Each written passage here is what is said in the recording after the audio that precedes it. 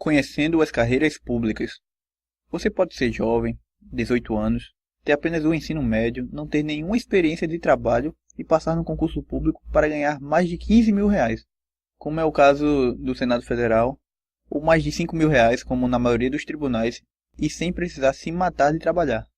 Existem diversas carreiras na administração pública federal, estadual ou municipal.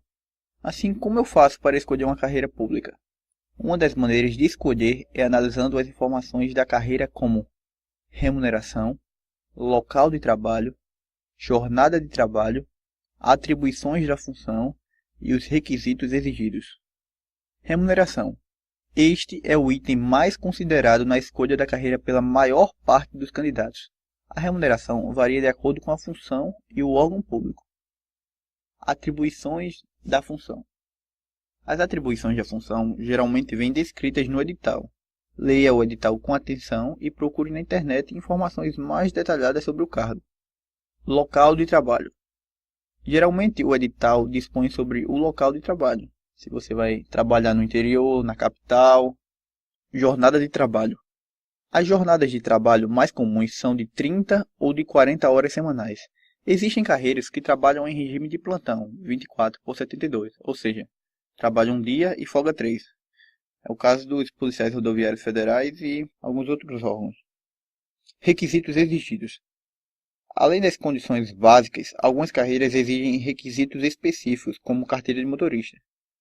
Tudo isso é muito importante na hora de você tomar a decisão para qual carreira vai se dedicar. Geralmente você deve escolher algo que seja seu perfil. Mas como saber se você tem perfil ou não para esse ou aquele cargo? Não é tão fácil de afirmar com 100% de convicção, mas uma dica simples é se você, ao se imaginar realizando aquele trabalho, se sente feliz. Se a resposta é sim, é um ótimo sinal de que você está no caminho certo. Não caia no grande erro de escolher o concurso olhando apenas para o salário, pois dinheiro é bom, mas não é o suficiente para te realizar.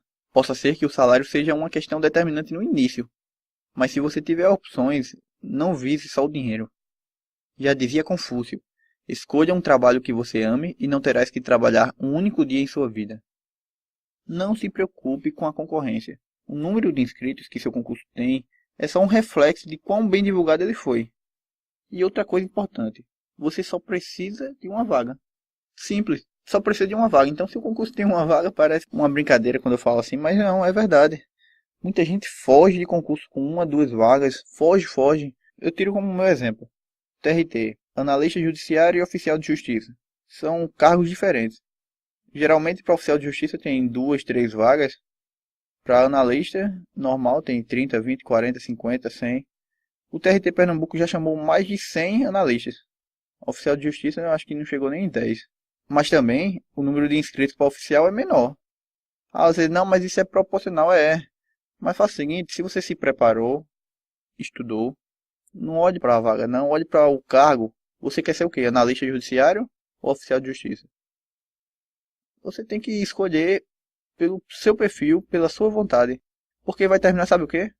Você se dando tão bem na prova que você passaria tanto para um cargo quanto para o outro. E vai ficar se lamentando por não ter escolhido o cargo que realmente queria. Então a dica que eu dou é, se você estiver preparado, faça o cargo que você deseja assumir. E não o que você acha que vai passar. Eu li um artigo na internet que falava de concurso público e a vocação profissional. Achei tão interessante que vou transcrevê-lo aqui. O artigo foi publicado no site Concursos no Brasil e foi escrito por Alberto Vicente. Os concursos e a vocação profissional. Você acha que tem ou não vocação para exercer o cargo pretendido no concurso em que almeja ser aprovado? Antes de responder, confira as nossas dicas. Inclinação ou talento especial para o exercício de certa profissão ou atividade. Basicamente, esta é uma das principais definições de vocação. Testes vocacionais hoje são utilizados para determinadas finalidades, sendo a essencial delas a descoberta de qual caminho profissional trilhar ao longo da vida. Se você nunca fez algum teste formal do tipo, certamente em algum momento de sua vida foi levado intuitivamente a fazê-lo. Cursarei medicina, enfermagem ou sou mais voltado para as letras, a informática ou a engenharia? Farei concurso para policial civil, militar, federal ou para assistente administrativo? tenho vocação para ser policial, escrivão, técnico administrativo, professor. Na seara das vocações profissionais e elaborativas, parto do princípio de que seja mais fácil achar-se vocacionado para determinado curso ou formação do que para determinados cargos ou concursos ou seleções. Isso porque existem fatores, digamos, mais imediatistas, que fazem com que o indivíduo seja levado a prestar um concurso, e seria redundante em dizer que são esses mesmos que você está imaginando. A estabilidade, o salário fixo, o plano de carreira e relativa segurança em relação a certas intempéries da iniciativa privada. Antes de apontar algumas dicas voltadas para a relação concurso público versus vocação profissional, lembro que não irei aqui ser contra tudo o que já foi dito em relação aos concursos e a necessidade de ter vocação profissional. Muito menos pretendo fazer uma revisão sobre o tema. Porém, a partir de uma certa experiência, quero deixar aqui a minha contribuição ao tema, pois não tenho pretensão alguma de ser o dono da verdade. Faça o concurso que pretende fazer, faça as suas análises, seja aprovado e depois pense necessariamente na vocação. 2 professores participaram de um mesmo concurso público, que oferecia apenas uma vaga. O primeiro tem fama de dominar muito a sua área, porém em sala e nas relações interpessoais tem uma reputação no mínimo adversa. É fleumático, sisudo, suas aulas são pouco participativas, os alunos não se envolvem emocionalmente com assunto algum e saem falando do docente pelos corredores da escola onde já trabalha. O segundo é justamente o contrário do primeiro, embora ambos estejam no mesmo nível de formação acadêmica, pois é considerado o docente que tem verdadeiro amor à profissão, ama o magistério e os alunos sentem isso em cada aula que participam. No concurso hipotético em questão, qual dos dois você acha que passou? Adianto aqui. O primeiro, claro. Então, onde está a vocação nisso tudo?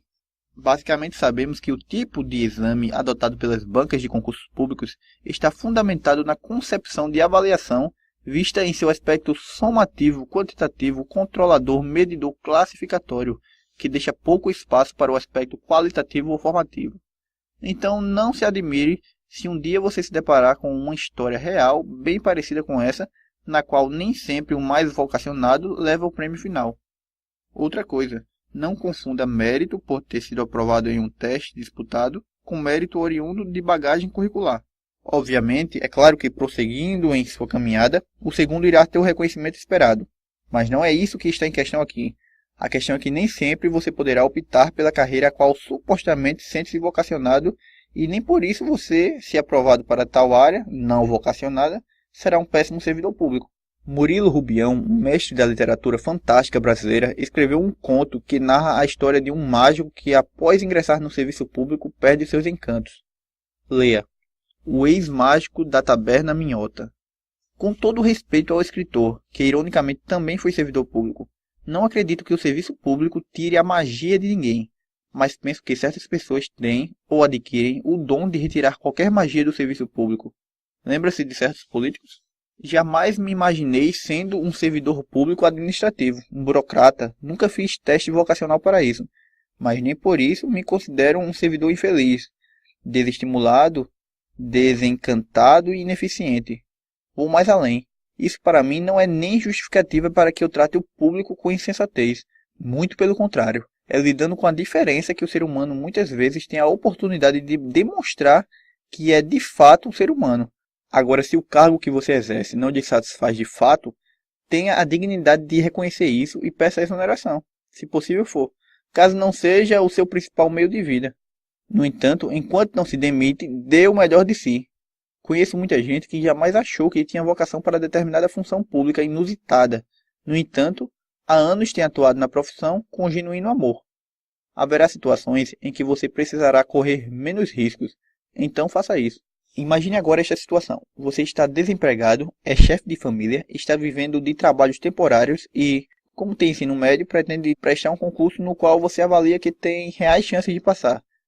Nada mais justo, você está sendo realista, independente desse certame ser atrativo financeiramente ou não. Nesse tipo de situação, certamente os seus alvos são os concursos cuja exigência de escolaridade não é específica, apenas um dos 3 níveis de ensino, como por exemplo o agente comunitário de saúde, guarda municipal, agente de serviços gerais, técnico administrativo, entre tantos outros. Pergunto, em algum momento você se considerou vocacionado para ocupar algum desses cargos? Acredito que não. Quando alguém se encontra numa situação desse tipo e mesmo assim tem interesse pelos estudos e por concursos, é evidente que já perdeu pelo menos uns 70% da capacidade de correr risco alçando voos muito maiores. Não há nada de errado em ser assim. Concurseiro tem o direito de correr risco ou não. Aliás, isso faz parte do processo. Se assim se sentir, o faça. Se quer ser servidor público, considere a essência do ofício. Como disse o blogueiro, servidor público federal, a função de Estado é viver para servir ao país.